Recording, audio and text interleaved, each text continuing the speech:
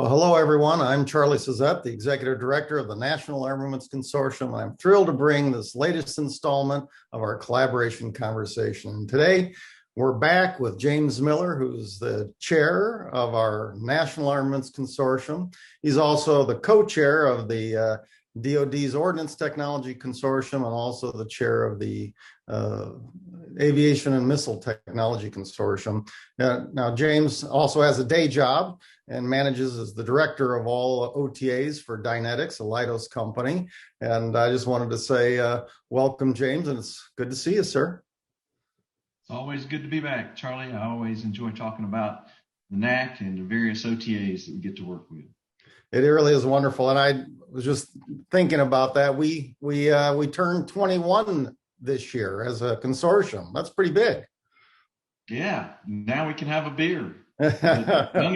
We're still not going to have a midlife crisis. Yeah, we're not having that. Maybe just a bourbon. But no. Who would have thought we'd be this wonderful of an organization 21 years later, and I feel still, quite frankly, like a teenager. Well, let's go ahead and get started with this interview. We had a couple of big things happen just in the last 2 weeks. One of them is DOTC had its first collaboration event since we've established the new process. And we won a new consortium OTA called the Naval Energetics and Systems Technologies Program. So let's go ahead and get started. Maybe if you want to give us a couple of thoughts, highlights that you saw from the collaboration event that we had on DOTC last week.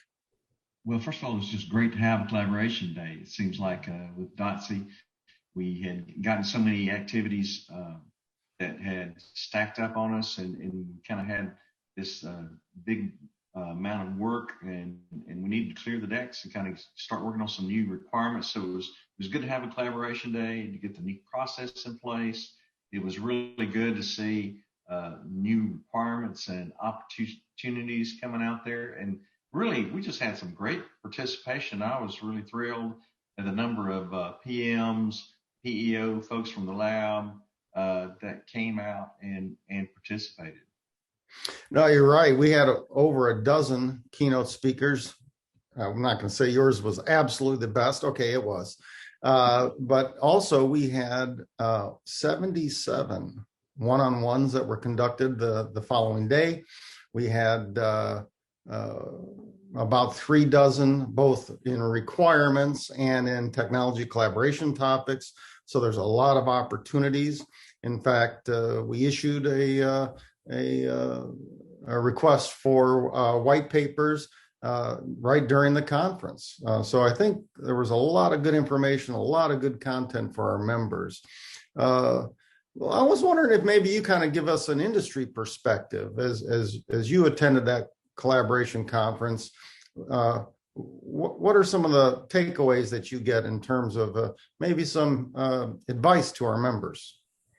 Well, again, I think the 77 one-on-one shows the interest in the prototyping OTAs and projects, the demand to have some continued research, the number of things that warfighters still need to do that industry is interested in. It's the lifeblood of the industry is to participate, to win opportunities, to put the really bright young men and women that we have to think about some of these problems and make technology advances. It was really good, especially to see how many of the CFTs for the Army we were supporting, which is really, the centerpiece of the modernization for the Army.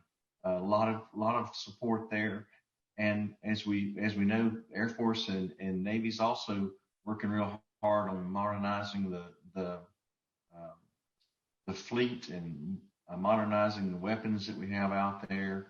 And so just really looking forward to the new process and having monthly releases of topics. And I think industry is really anxious to try to weigh in and participate. Well, I really appreciate that. I think we've got a really good battle rhythm now that we have essentially a monthly rollout of new requirements on DOTC. We have at least 3 times a year on the Aviation and Missile Technology Consortium. And I wanted to use this as a chance to segue for our members, because now we have a third OTA, the Naval Energetics and Systems Technology Consortium. And this is something that you and I and others in the leadership of the NAC have been working on for quite some time.